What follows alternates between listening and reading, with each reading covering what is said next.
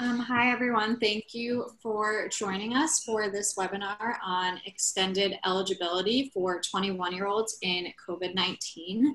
My name is Juliet Eisenstein. I'm an attorney at Advocates for Children and an Equal Justice Works Fellow. And I will let my colleagues introduce themselves, and then we will go ahead and get started. Hi, my name is Ashley Grant, and I'm a supervising attorney here at Advocates for Children, and I also supervise coordinate our coalition, the statewide coalition for multiple pathways to a diploma that we'll talk about super briefly. Hi everyone, my name is Lori Dean Kier. I'm a social worker here at Advocates for Children. So we are going to get started with a quick poll just to get to know who's here with us. I'm going to launch that right now. Give people a few minutes to respond. All right, we have about 70% of our participants who voted, just taking maybe 10 more seconds to allow everybody a chance to get in there. All right, I'm gonna end this poll. I have one more. I'm gonna share my results. A lot of us here are parents, and we have quite a few professionals as well. There are also, most of us are here in New York City, and we have 2 of our participants coming from outside of the city. Great, we have information for all of you. I have one more poll for you, just so we know who you're serving, and so we can have a clear understanding of where the information is most useful, or like where you'll be sharing this information at the end of this.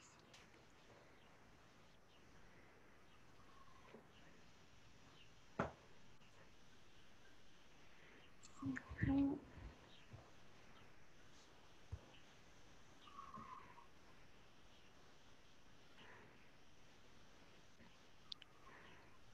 All right, about 3/4 of us are in. I'm gonna do 5 more seconds. All right, thank you. So most of us here in the audience are working with or have a child who receives special education services. Quite a few of us have students who are English language learners in the foster care system, quite a few ready to know about how this impacts students in temporary and transitional housing, and so much more. Thank you so much for taking that time to answer these surveys. All right. So who are we and why are we doing this survey? So we're from Advocates for Children. Advocates for Children is an independent agency that is in New York City that serves to protect the rights of all students in New York City. We work, a lot of our cases and a lot of the services that we provide come to us through our helpline. So if after this presentation you find that you have more questions or would like support in any of these areas, please feel free to call our helpline. Our helpline number is available on the screen, but there are a few of our participants that are participating by phone. So I'm going to read it off. It's 1-866-427-6033. And our helpline is open on Mondays through Friday from 10 a.m. to 4 p.m. And also beyond our helpline, you can find a wealth of information on our website. Our website is advocatesforchildren.org, and there you can find information that cover many of the projects that we serve, from early childhood to charter school to students experiencing homelessness, students who are English language learners, school justice, child welfare, and so much more. All right, so now that you know who we are, let's talk about what we're going to discuss today during our presentation. We have a pretty short agenda. we have few items on our agenda, but it's not short. We have tons of information for you. We will be talking about what is extended eligibility. What does that mean? What is the definition of that? This might be a word that you guys are hearing being thrown out. So what does that mean? What are the state policy updates around this subject? And what are the city policy updates? And some advocacy tips and tools for you to use beyond our training. Something to note is that this webinar is being recorded, and a link of the recording will be available tomorrow, and we'll also share a copy of all of the slides that we are presenting to you with the links that we mentioned during our presentation. Additionally, we will have embedded some breaks to make sure that we're getting to your questions. And so you'll have the option in the Q&A section, in the Q&A spot on Zoom, to type in your questions, and you and the rest of the participants have the opportunity to upvote some of the questions that you really want us to highlight during today's presentation. We don't have much time with you today. We're only here for an hour, so let's continue on what our presentation is. So first thing, New Yorkers have the right to stay in school until they either earn a diploma or the June after their 21st birthday, whichever one comes first. Statewide, we know that 95% of graduates typically do it in 4 years, but we don't want to leave behind the other students who need more time. We found that in looking at the data that students who are people of color, students who are Black, Latinx, as well as students who are English language learners and students with disabilities, oftentimes need more than the 4 years. We see that Black students who graduate high school in New York State are 7 times as likely than white students to need up to 6 years to do so. And we also note that Latinx students are 7.3 times less likely to graduate or need the 6 years as compared to white peers. And we see these discrepancies also when we are looking at students who are English language learners. Students who are English language learners earn a diploma more than 6 times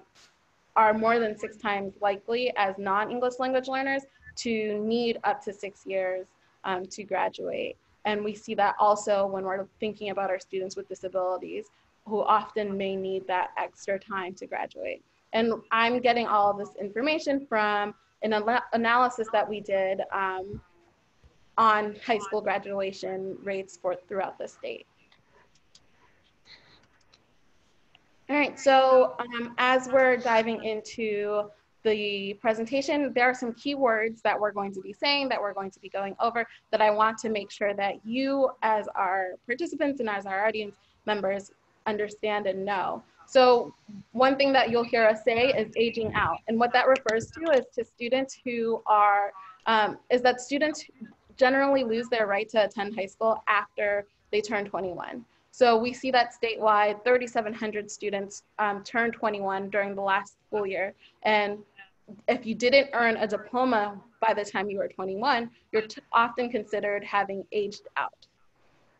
So we're going to be talking about this because we want to consider for next year, especially because of all that's happened due to COVID, what extended eligibility means. So students who have aged out of high school and haven't earned a diploma, in certain circumstances, schools may offer them the opportunity to stay in school after the school year in which they turn 21. And that is what's considered extended eligibility. This webinar will describe the students eligible for extended eligibility due to COVID and some tips for accessing extended eligibility. So I'm going to pass it to my colleague, Ashley. All right. So just so that you have a sense of the students who are affected by this policy. So we and a number of folks that are participating in this webinar, we're advocating for extended eligibility for students who are aging out this year.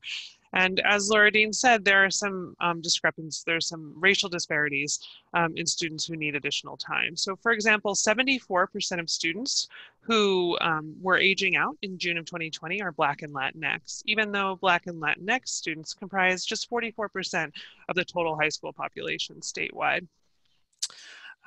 Similarly, nearly half of New York State students who aged out in June are students with disabilities, and 1 in 3 of the students who aged out in June were students who were learning a new language.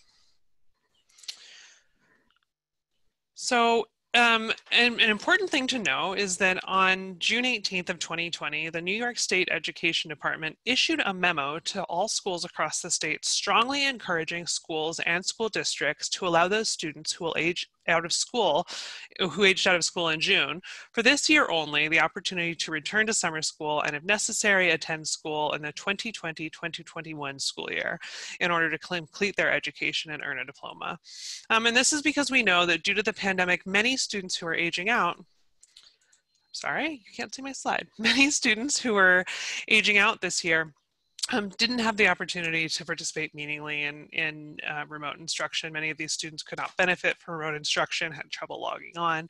And so the Deputy Commissioner issuing this state memo said it would be a cruel injustice to pull the rug out from under these young people who have worked so hard for so long, and urged school districts that giving students the opportunity to complete their schooling, earn a diploma, and transition to the next steps of their lives would benefit these students, their families, and the communities in which they live and work. And so the State Education Department and the Board of Regents urged all school districts to give students who aged out in June the opportunity to return this coming school year if they needed that time. As I mentioned, the Advocates for Children and a number of folks who are participating in this call have been doing advocacy around this issue. So the state has issued guidance urging school districts to allow students to return, but there's still ongoing state advocacy needed around this issue. It's still important that we urge districts around New York State to notify families immediately that 21-year-olds may remain in high school. And there's still advocacy needed for resources to support schools that are serving 21-year-olds. So this advocacy is not over, and we understand that the Department of Education in New York City has begun outreach to families, but there are still many families around New York State who need to be notified about this right. Let's see. One thing I just want to bring to your attention is that Advocates for Children does coordinate the Coalition from Multiple Pathways to Diploma, which is a statewide coalition that's been doing work on this. After this webinar, if you'd like more information about the coalition or would like to join us in advocating for increased resources for this group of students, please just go ahead and click this mouse and you'll get more information.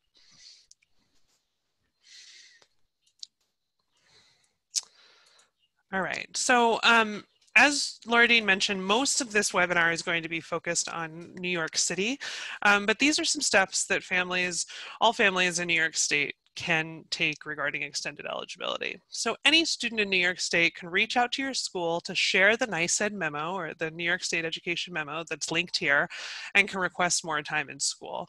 So any student who aged out in June who needs additional time to earn a diploma or work toward transition goals can and should share this memo with their school and request additional time. At the end of this webinar, we're also going to describe sort of a last resort option is that students with disabilities can also request an impartial hearing for extended eligibility. We're going to talk about this more at the very end of the presentation. So if you are in New York State and you'd like to hear more about this, we'd encourage you to either stay until the end or fast forward to that slide at the end of the presentation.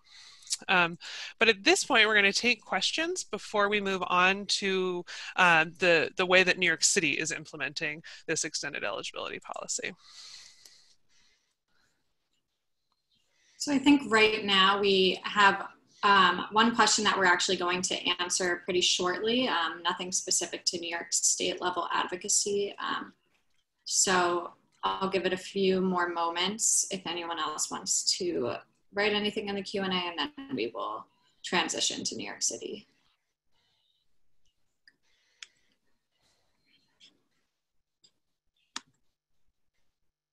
Okay.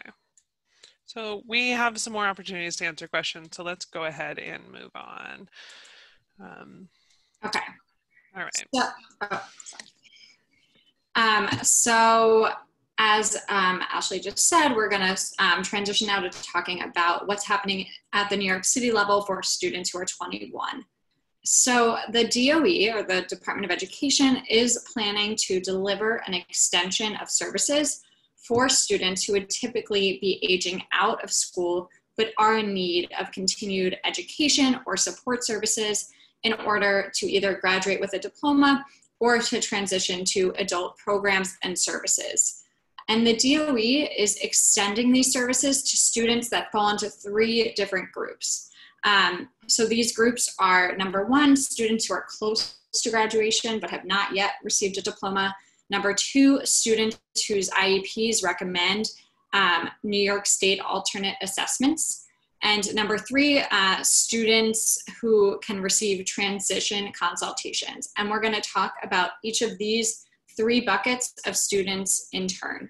And if you want to see the DOE policy itself, when you have a copy of the PowerPoint, you can click on that mouse icon to do so. Okay. So first, we're going to talk about students who are close to graduation and what it means that they can continue to get services from the DOE. So who falls into this bucket? Any student who is reasonably expected to complete their diploma requirements by June 2021 can stay in school through the 2020-2021 school year. So what does this mean? Any student means that no matter whether you have a disability or whether you have an IEP, so that you're receiving services for a disability, you can still be eligible to remain in school. You have to be reasonably expected to complete your diploma requirements by next June. And the DOE website basically says that this is generally considered to be students with 33 or more credits, because usually you have one more year then in which you could earn the 11 remaining credits that you would need in New York City, which is typically what students earn in a year. That said, principals have discretion to invite students back even if they have fewer than 33 credits, if they believe that they could still reasonably finish the remainder of their credits in the following school year. So our tip is to make a case that you do have enough time to complete your remaining credits in the next school year. One way to do so is by looking into transfer high schools, which allow students to earn up to 18 credits in a year versus the traditional 11 or so credits. And our link at the bottom of this slide, if you click it, provides more information about transfer high schools. When you are trying to advocate in order to stay in school for an extra school year, it's in the school's hand to register the student and program them appropriately for the courses that they still have remaining and that they need in order to get a high school diploma. You can also check to see what your credit progress is or what your child's credit progress is by logging on to their NYC Schools account. There's a graduation tracker that you can click on to see where you fall in terms of meeting credit requirements for graduation. One last thing is that you can ask for Metro cards and meals. If you fall into this bucket and are eligible to remain in school for the following year, you should receive both a Metro card and meals. Just make sure to request it to your school. Okay, so how do you make sure that you can stay in school for the following school year if you fall into this bucket of being close to graduation? Step 1 is to contact your school. If your school disagrees with your request or does not respond, the second step is to either email this address that you see on your screen, specialeducation@schools.nyc.gov, or reach out to your school superintendent. The way to decide who to reach out to is if you are a student with a disability, we recommend that you email that special education email address. If you are a student without an IEP, so you're not receiving services for a disability, then we recommend that you escalate to your school superintendent. And you can click on that language, your superintendent, to identify who the appropriate person to contact is. And then step 3, if you're still struggling to get that extended school year for your child, is to contact AFC. We may be able to provide additional information about next steps that you can take. You can either reach out to our helpline at the phone number listed, or we have a specific email address for these issues, agingout@advocatesforchildren.org. Okay, so that was a lot of information. I'm going to pause here to see if anyone has any specific questions about this category of students who are eligible to remain in school. So right now I'm not seeing any specific questions in this section. So there still is a question about transition services that I think we're going to get to. So we can go ahead and move on to the next section, and we will be sure to answer this question if I'll check back in with this person if we haven't answered it by the time we finish that section. So the second bucket of students who are eligible to remain in school next school year are students whose IEPs recommend New York State alternate assessments. So students can stay in school through the 2020-2021 school year under this category if they're working towards a SAC, which is also called a Skills and Achievement Commencement Credential. If they have missed instruction due to COVID-19, if they are showing signs of regression, and they have not met their IEP goals. And so you really need to meet all of these criteria, but the key thing is that last piece, the not having met IEP goals, and I'm going to talk about each in turn. So students with disabilities whose IEPs recommend that they be on a New York State alternate assessment track are not eligible to earn high school diplomas. So what this means is that they are instead working towards a SAC or a Skills and Achievement Commencement Credential. So this bucket of extended eligibility applies to those students who are working towards a SAC. When we say missed instruction due to COVID-19, this means the student was unable to participate in remote learning, either because they didn't have access to the technology or they weren't able to engage in an online classroom environment. Showing signs of regression means that the student is no longer able to demonstrate a skill that they once had. So for example, we've heard from parents of students who were verbal before the transition to remote learning who now are no longer speaking. So that would be an example of them losing a skill that they once had and therefore showing signs of regression. And then lastly, with all of these other factors, you must also show that the student has not met their IEP goals in order to show that they need to stay in school for the following school year to work towards meeting those goals. So this can also, I should note, include students who might have already earned their Skills and Achievement Commencement Credential.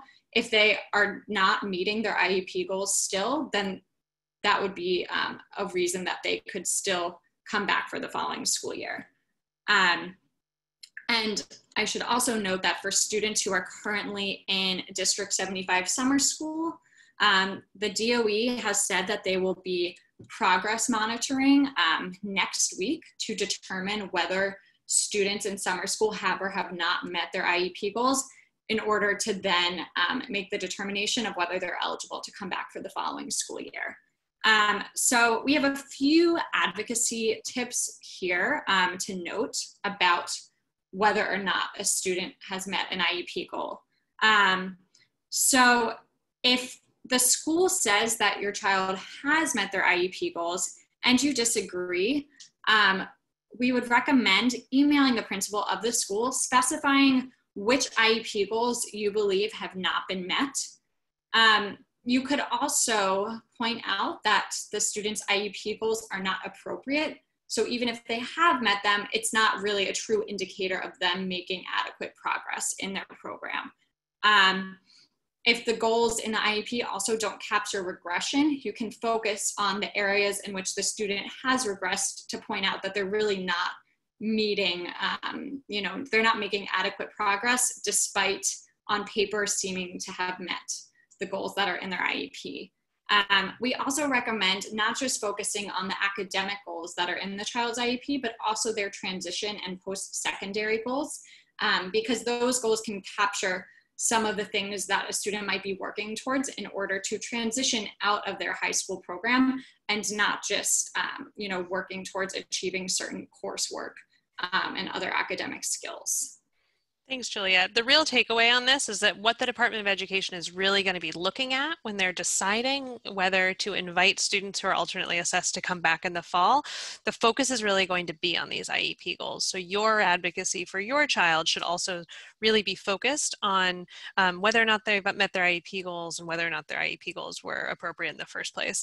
If there's a disagreement between you and the school about whether your child needs to come back next year after having aged out. So thanks so much for that, Juliet. Yes. And then just to continue in this category of students, and I should also say, I didn't say this at the beginning, but these three categories that we're going through are categories that the DOE has identified in their policy guidance. So that's where those three buckets are coming from. So for students who fit into this category, staying in school will include transportation, it will include meals, it will include instruction, it will include receiving related services such as speech therapy or occupational therapy, and it will also include receiving transition supports. And this applies for students whether they are in a District 1 through 32 school, a District 75 high school, or a state-approved non-public school, as long as their IEP recommends New York State alternate assessment and they are working towards a SAC, or a Skills and Achievement Commencement credential. Okay, so how do we go about accessing an additional year for students who fall into this category? There are a few steps. Just gonna wait for, Ashley, could you advance the slide to, sorry, thank you.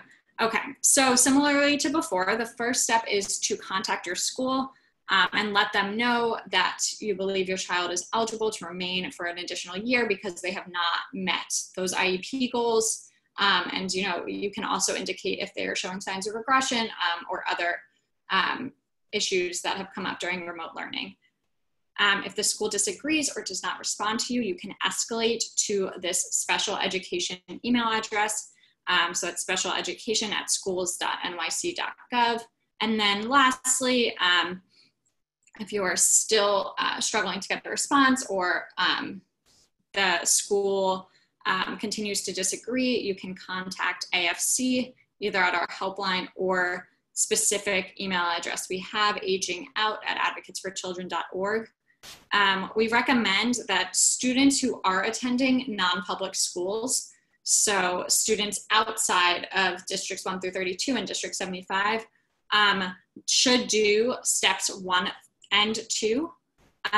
We have seen that the DOE sent letters to non-public school programs in early July asking them to submit lists of students that they recommend for extended eligibility. And we are hearing from families who have spoken with their non-public schools that the non-public schools are agreeing that students do need another year, but they're still waiting for the DOE to approve funding for the 2020-2021 school year for those students. So if that applies to you, we recommend that you move on to step 2 immediately. So contacting that special education email address as your first step. Okay, so it seems like we've gotten a few questions come in and I will pause here. Thank you.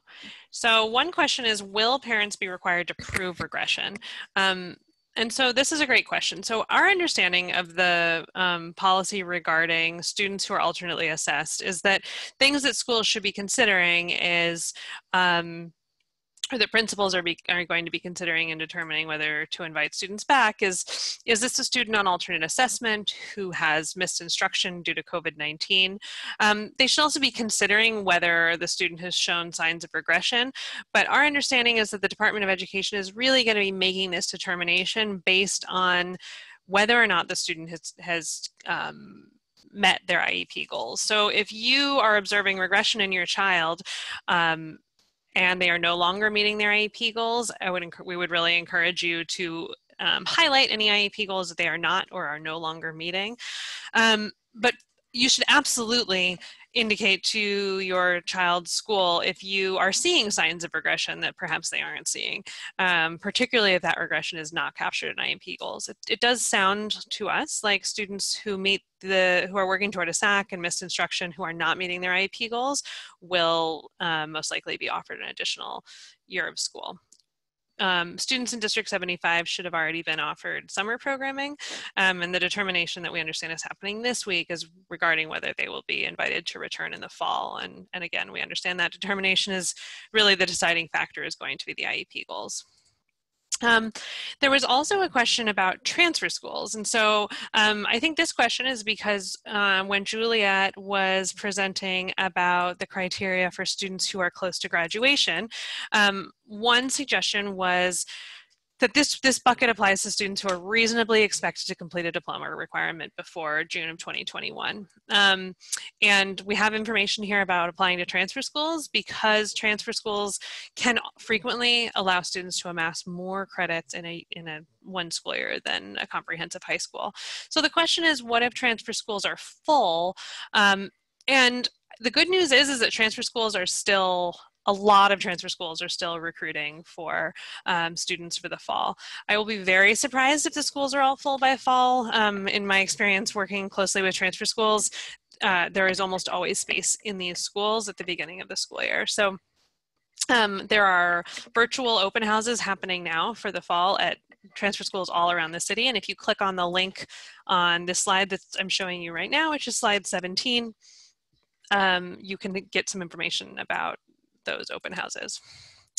I don't see any, let's see.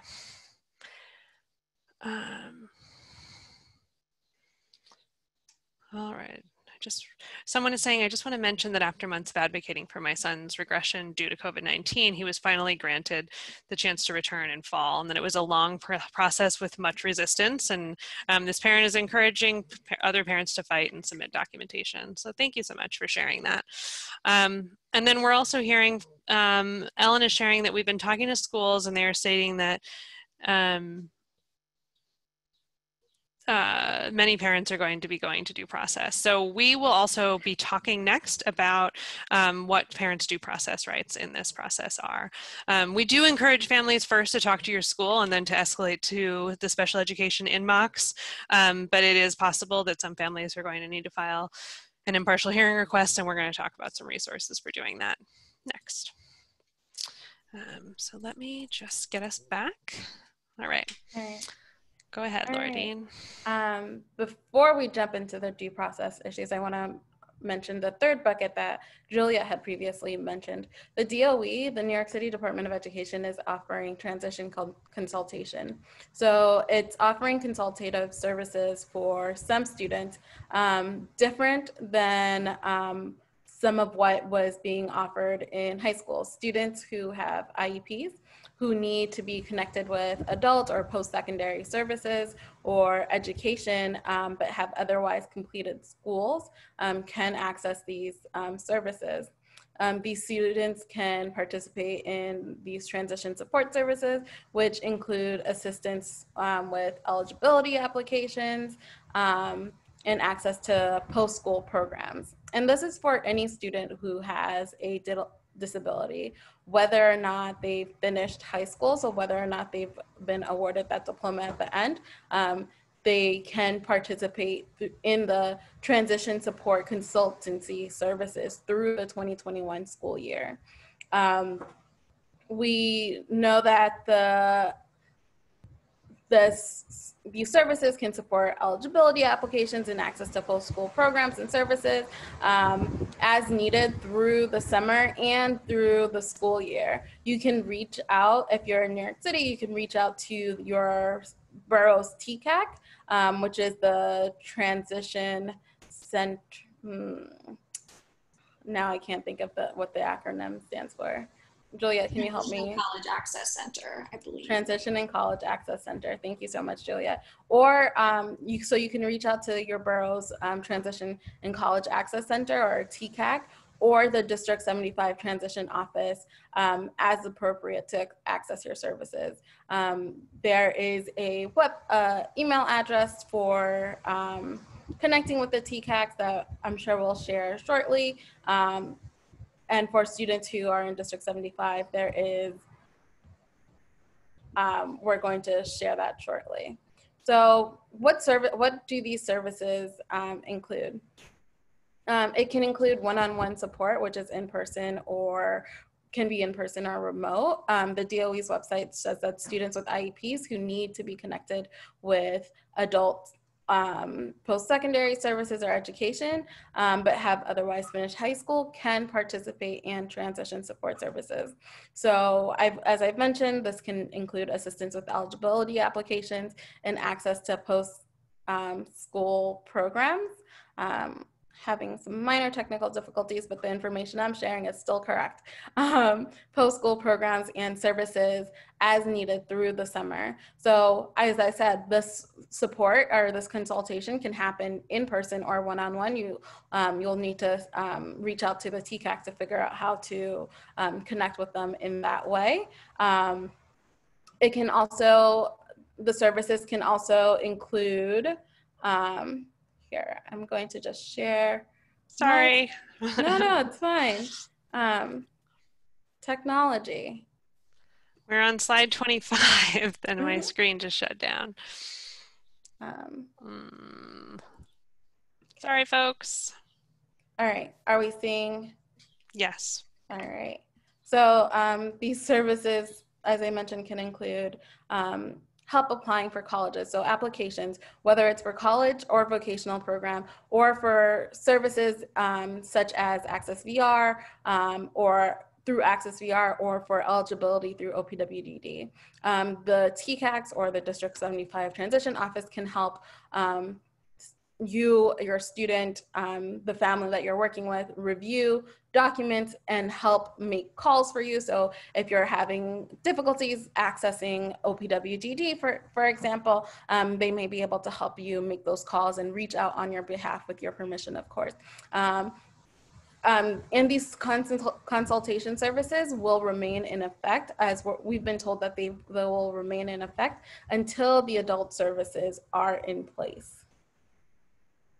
All right. So how do you reach out? So you can, as I mentioned, I read off these emails earlier, but now you see them on your screen. The first step is to reach out to the Transition and College Access Centers or the D75 Transition office. You can find the link to the TCACs right here at the mouse. You just click the mouse and you'll be directed there. And the District 75 Transition Office email is listed right there.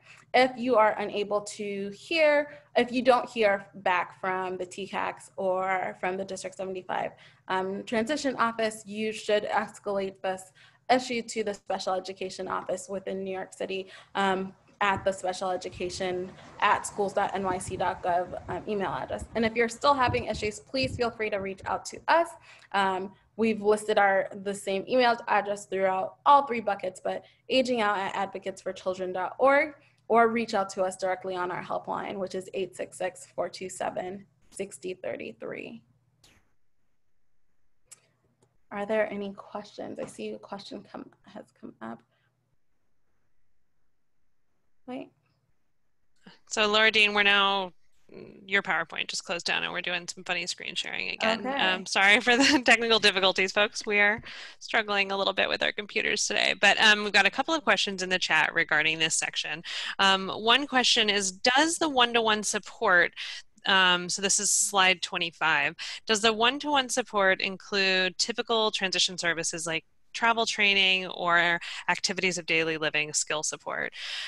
So the students who are being offered, who the DOE is offering full-time instruction to return to school, are students who are either working toward a high school diploma or students who are alternatively assessed who have not met their IEP goals. So for students who are alternatively assessed who have not met their IEP goals, those supports could certainly include typical transition services like travel training or ADL supports. The way that we understand these consultative services that are being offered by District 75 and the TCACs is that it's one-to-one consultative services, really with the goal of connecting students to adult supports. So if you're being offered just the consultative services, Allie, I would certainly ask the D75 program or the TCAC, whichever is applicable to your child, if they can provide travel, provide or connect you with travel training support, or provide or connect you with activities of daily living skill support for your child. We're going to talk next about what if you disagree with either the determination about whether your child is eligible for extended eligibility or with the services that you're being offered. Let's see. And that looks like all the questions. I'm going to give about one more minute, or not a minute, one more beat to see if anybody has any other questions about this section, and then we'll move on to what if I disagree. All right. That looks like we're good, Laura Dean, if you want to skip to the next slide. Okay, so what if I disagree with the school? So these determinations about whether or not students are eligible for an additional year of school in the Department of Education are being left largely to principals. So as Juliet mentioned, principals have discretion to determine whether a student has time to earn a diploma. Schools also are going to be making determinations about whether students on alternate assessment have met IEP goals and require an additional year of school. So if you disagree with you should be speaking to your school now. If you disagree with the determination that your school has met, the first step would be to escalate to the Department of Education. So on a bunch of the slides, we've shown the special education at schools.nysa.gov email address, and we highly recommend that you reach out to these guys first. Next, if you disagree with that process, there are two formal dispute resolution processes that are available to all parents of students with disabilities. One is mediation and the other is impartial hearing. If you have a child who does not have a disability, or you do not suspect has a disability, then the only escalation pathway available is to escalate through the Department of Ed. However, if you have a child with a disability or who you believe has a disability and should be eligible for special education services, both the mediation process and the impartial hearing process are available. So mediation is always available to students with disabilities to resolve disputes with the Department of Education regarding any identification or provision of special education services. The mediation process can be faster and can also be less adversarial than the impartial hearing process. And when you get this PowerPoint, if you click on the handshake link, there's some additional information about mediation, and we also have some additional information about mediation on our Advocates for Children's website. And then next, we're going to talk about the impartial hearing process. So if your child aged out this summer or finished high school, and because of COVID-19 has not gotten the special education supports that they need to meet graduation requirements, or that they need to meet their transition goals, you as a parent can request an impartial hearing to ask the Department of Education to provide your child with more time. Again, we'd suggest that you initially make this request to the school, but if you disagree with the school's determination about whether your child needs additional time, or you disagree with the services being provided and you're not able to resolve it through resolution, you can certainly file an impartial hearing. So all parents of students with disabilities have the right to request an impartial hearing to get more time in high school. There are also some parents who will need to request an impartial hearing to get more time in high school. If you are have a child with a disability and you have unilaterally placed your child in a private school that is not approved by the state of New York and is not recommended by their IEP, those parents will certainly need to request an impartial hearing, and we absolutely recommend that parents who are unilaterally placing their child speak with an attorney. Other parents who may need to request an impartial hearing for additional time are families who I just spoke about who have already escalated to the Department of Education, and where that is unsuccessful, where perhaps you don't agree with the services being offered, you don't think that they're sufficient to make up for the lack of services that your child received in the past, or if you believe that your child needs additional time and the Department of Education is not offering it.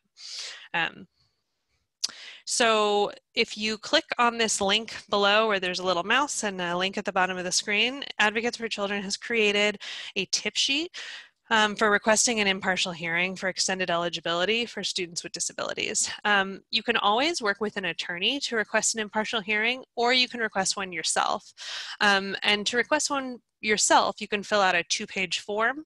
And this link that Advocates for Children has created is a tip sheet to help parents fill out that impartial hearing form to request additional time in school themselves. All right. So to recap, first, students who aged out last year but who need additional time to graduate or to meet their IEP goals should reach out to their family, should reach out to your school for more time. Families seeking transition consultation services should contact the Transition and College Access Centers, or the TCACs. Or in the case of students from District 75, to the District 75 link that we provided. This special education at schools.nyc.gov link is your escalation path within the Department of Education for any sort of disagreements or roadblocks that you might meet in the requesting eligibility. And then finally, parents of students with disabilities can also request an impartial hearing. So again, we've attached the link for parents who would like assistance or information while filling out your own impartial hearing request for additional time. Let's see. So are there any questions about this section? Looks like there's some coming up. All right, so one question is there a list of virtual open houses for transfer schools, and where can we find it? Roselia, there is a list of transfer schools, and if you click on each of those transfer schools websites, they do list open houses. We also have, one of our projects has also aggregated the information about those virtual open houses, and we can share with you sort of a list that we're keeping of those virtual open houses. So Roselia, if you shoot me an email, my contact information is at the end. I'm happy to share with you that link. Let's see. Are there any other questions from this section? Okay. So Juliet just has a couple of resources to share with you. Yes, so thank you, Ashley. As you can see, this slide, and once you have access to the PowerPoint, you'll be able to click on these links. These are all tip sheets about graduation changes that have happened in light of COVID-19, and also policy guidance and an FAQ that the New York State Education Department put out.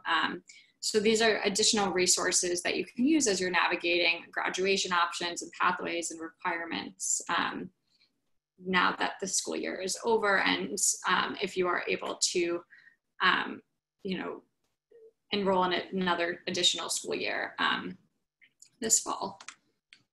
And we will be updating these links as more information becomes available, as you know, information is constantly changing, but the most up-to-date information will still be available at these links.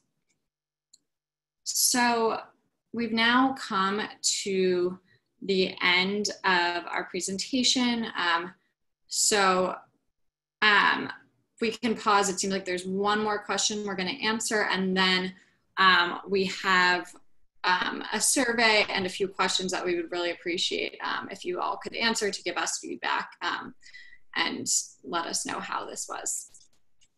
Yeah, so the last question asks if there are virtual open houses for adult day programs. It depends on the program. So my recommendation is if your child is already eligible for OPWDD or you're working towards that eligibility, reaching out to your care coordinator or the care coordination organization, or specifically the agency or the organization, the agency that you would like your child to attend the day program in. I know that some of the developmental disability councils have running lists, so you might also want to reach out to the developmental disability councils to see if they can provide you more information about when the programs are opening or when they are hosting virtual open houses.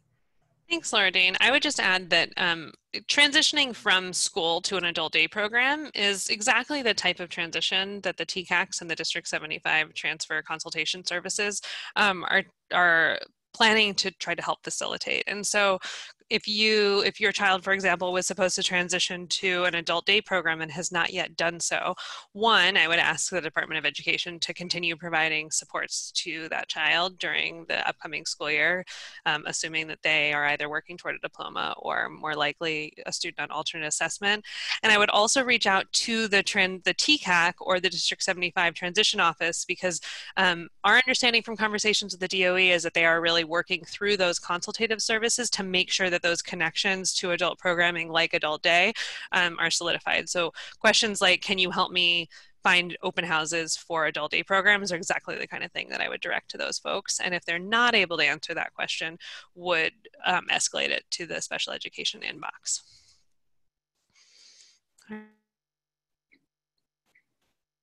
Okay, so it looks like we don't have any more questions. So we are now going to, or you're going to see a 4-question poll show up on your screen. If you could take a few moments to provide us some feedback, we would really appreciate it. And then you're also going to see 3 questions about our training. And if you could type your answers into the chat, it'll just go straight to us, just so we can get a little additional feedback on what was the most useful and what information we can provide more of. Thank you all for joining us. Great. So I see about half of our participants have responded. We're just going to give a few more seconds to give more people the opportunity to respond. And then we're going to show you the last 3 questions. Thank you so much for filling out the survey. It's really helpful for us as we move forward. All right. All right, I'm going to end the poll. Thank you. And then in the chat, if you're able to, please respond to these 3 questions. And if you do not have the time at this moment, we'll also be sending a feedback form when you receive the presentation. So thank you so much. This is the last thing we have for you. We really appreciate you giving us your feedback and answering these 3 questions in the chat. And if you don't have time to do so, we really, really appreciate you filling out the survey that we send to you following this. As Laura Dean mentioned from the onset, we will be circulating a link to this full presentation on YouTube sometime tomorrow when it's ready to upload. And we will also be sharing the full PowerPoint so that you have access to all of the links that we described. And we've got about 4 more minutes now, so folks should, once you filled out the survey, you can feel free to go. If you have questions in the chat, please feel free to ask them, and we can spend the next few minutes answering any remaining questions. Sylvia is asking, can I get a response to my first question? Sylvia, do you mind repeating your question? I think this is the question about her son, who has completed all of his credits. So Yeah. So the question is, my son was forced to take all of the rest of his credit-bearing courses and said that I can still have him stay until 21. Can he stay even if he has all of his credits, has a CDOS credential? So how can I have him stay so that they provide transition services? So here in New York City, the supports that are being offered for students who have completed school are the consultative services that we're showing up in those blue boxes. If you feel that the consultative services are not sufficient to provide the transition services that your son met, you can certainly escalate to the special education at schools.nyc inbox, and it may be that you can come to a resolution with them. If that doesn't work, then the next step would be either mediation or requesting an impartial hearing. We've got about 2 minutes left, so if folks have any other questions, you can feel free to weigh in. And otherwise, thank you so much, folks, for joining us. We really appreciate it, and we'll send out this information in the next 24 hours.